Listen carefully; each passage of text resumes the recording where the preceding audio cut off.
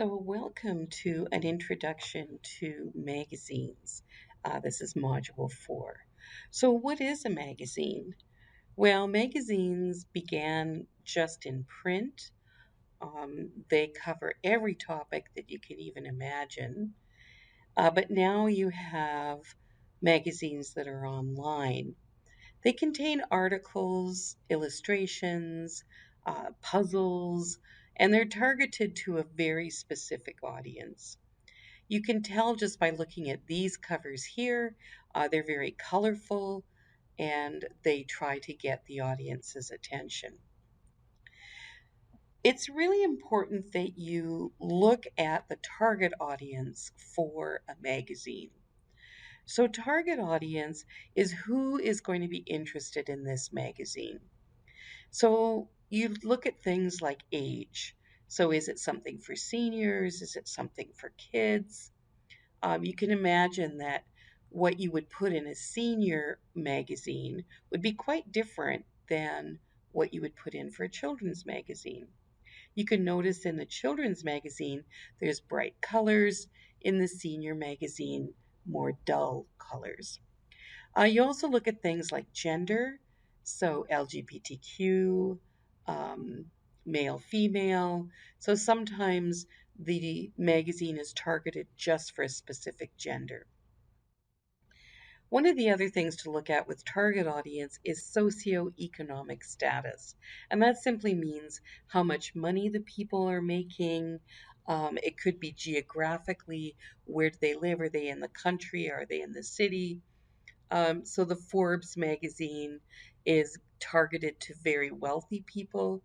The Country Music magazine is sort of targeted to people of average income. Psychographic is the things somebody is particularly interested in. So it's their values, it's their hobbies. So Agape is a Christian magazine, so it's targeted to Christians. And the New Age Parents, that's obviously targeted to parents and also parents of the New Age or millennials. Another target audience factor would be education. So the Atlantic is known as a university educated sort of magazine. So the writing is quite a bit more sophisticated. Something like the Medical Science magazine that would have a lot of medical terms. So it's looking at people educated in the medical sciences. So take a look at some of these covers and ask yourself, so who's the target audience? So in the Cargo magazine, this looks like probably men. Um, it's like upgrade your cell phone, sneakers, suits, t-shirts, red wine, autoerotica. So it's got a car, it's got a man on it. So chances are this is geared to men. Dolce, so it's got a woman, it talks about fashion, so chances are it's targeted to women. Dirt action, so this is going to be anybody, this is the psychographic, their specific hobby is dirt bikes. Sailing, this is actually a really interesting magazine. When I taught this course in person, I used to have the physical magazines and this magazine has ads like for Mercedes Benz and Rolex watches because who can afford the hobby of sailing? So, that again is a psychographic target audience of people who sail. Model railroads, again, there's their hobby. Quilts and more. You'd be wrong if you said the target audience was women because there's lots of males who like to quilt as well. So it would be more specific to say the target audience are people who quilt. The Horse magazine is for anyone who's really interested in horses, and the Soccer magazine is targeted to anybody who really likes soccer. Try not to say that your target market is everybody. Try to be more specific. So there's basic parts to a magazine. There's a front and back cover. There's a table of contents. There's ads. There's something called fillers or special features. All the pages are numbered. They have informative articles and argumentative or persuasive articles. So let's take a look at the cover. The cover is what makes the reader determine whether to buy the magazine or whether to look at it online. If it attracts their attention, you're going to have a sale. So you want to make sure that the masthead or the title of their magazine is really large. So this one is Vogue, this one is Noise. You also want to make sure that the colors are attractive and whatever image is prominent is going to be inside the magazine. So this is somebody called Margot Robbie, and that's the lead article. So her picture is here as well as the title. They also have some titles of other um, articles in there, and they have the issue and the dateline. In this one, the issue and the dateline is up here. Again, this title of the magazine or masthead. They have a subtitle, so Fashion and Travel Magazine. Really good idea to have that so people know right away what's in it.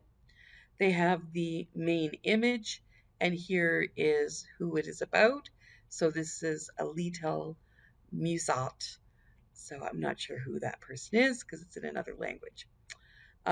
They have a website link here. They have a price. They have a barcode. And you'll notice underneath these here, they have like a little summary of the article, and we're going to look at what those are. But that's basically the cover, the front cover. So the back cover is almost always an ad. So here's Evo magazine, and they're advertising cars. Here's Gladys magazine, and they're advertising, I think it's sunscreen or clothing. Travel magazine, there's the front cover, and the back cover is advertising something called Envato. So the back cover is almost always an advertisement. Sometimes it's actually an ad for the magazine itself to subscribe to it, but it's almost always an ad. There's a table of contents in magazines. So these are separated with features and departments. So features are the articles, and departments are other things like the fillers. Advertisements do not go in the table of contents. In the features, you're going to have something called a nut graph. And the nut graph is a very brief summary of the article. So you can hear here it says citywide, and it says charting the, I don't know what that word is, of Canada's major cities. Um, and so it gives you a little bit of information about that. So that's called the nut graph. So when you create your um, table of contents, you can look at some samples. You'll notice the page numbers are quite large. They have the headlines, they have the nut graph, and then they usually have a picture of one of the main articles with the page number. Similarly here with departments, there's the picture and the page number. So nut graph, that's short for nutshell paragraph. Sometimes people spell it with an F, sometimes they spell it with a PH. The purpose of this is to hook the reader. So here there's an article, there's the nut graph, how to be the best subject that you can be and get better wedding pictures as your reward. So we know just by looking at this, it's something about a bride. It says focus on success. It's got wedding rings. And then the nut graph tells us whether we want to read any more. Similarly, with this one, the 19 contrarian rules of business, here's the nut graph. Don't promise excellent service. Do run annoying ads. Business leaders insist these counterintuitive principles work. And you'll notice you can hardly see it here, but here it says The Big Story by Chris Burslin. Illustrations by so and so. So this is called a byline. It says who wrote it, who did the pictures. And you'll notice also for each of these articles, the first letter in the article is often quite large. It's just a standard way of doing articles. So besides the basic front and back covers and the table of contents, and the articles, we have advertising articles and special features. Advertising is super important because it pays for the magazine. So the advertisers pay big money, hoping that they reach their target audience. So it's targeted to the same audience. So you might find a golfing magazine has ads for golfing equipment. Articles, there's usually informative and argumentative articles. Informative is just giving information about something. Argumentative is when you take a personal point of view and you're trying to persuade. Articles are often in short, everyday language. They're geared usually to a grade 8, grade 9 reading level, and they usually have lots of illustrations. This, in a golfing magazine, this is an article about, having a better swing. So this would be an informative article. A persuasive article might be why St. Andrews is the best golf course in the world, which is in Scotland. Special features or fillers. So what happens is when these magazines go to print in the old days, when it was in print, they often had extra pages. The way that the magazine is made is with these huge pieces of paper that are then folded, and often they had extra pages or extra white space. So they literally fill the white space. Things like horoscopes, quizzes, contests, recipes, top 10 lists. In this case, in a golfing magazine, you might find golfer editor's choice, and they're telling you which equipment they like the best. But it's not really a lot of information, it's just pictures and maybe a caption. Pardon me. So, advertising, you want to think about who the magazine is targeted to and then what kind of advertisers sorry, I don't know what happened there. What kind of advertising might go into it. So, for a car magazine, they've got car parts and then, of course, cars. For a health magazine, this is advertising don't smoke, and this is talking about running shoes. In a music magazine, they talk about a specific artist, and then they talk about music equipment. In a gardening magazine, you might find something about um, this plant food or fertilizer and lawn or garden equipment. In a hunting magazine, you would probably expect to see ads for guns and for equipment that you would use in hunting. So when you think of advertising, think who is the magazine targeted to and what kind of things would those people expect to see. We covered this briefly in Module 2 in the media module, but there are basic strategies that advertisers appeal to. Pathos is an appeal to emotion, so open a Coke, open happiness. Logos is an appeal to logic or reason, so it's when you're giving statistics and facts. So Trizone removes 100% more plaque versus an ordinary toothbrush. And ethos is an appeal to honesty, credibility, or character.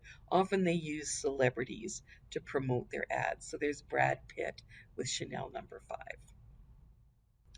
Advertising also uses buzzwords, so things like local, fresh, authentic, now, sale, closeout, 50% off, 2 for 1, buy one, get one free.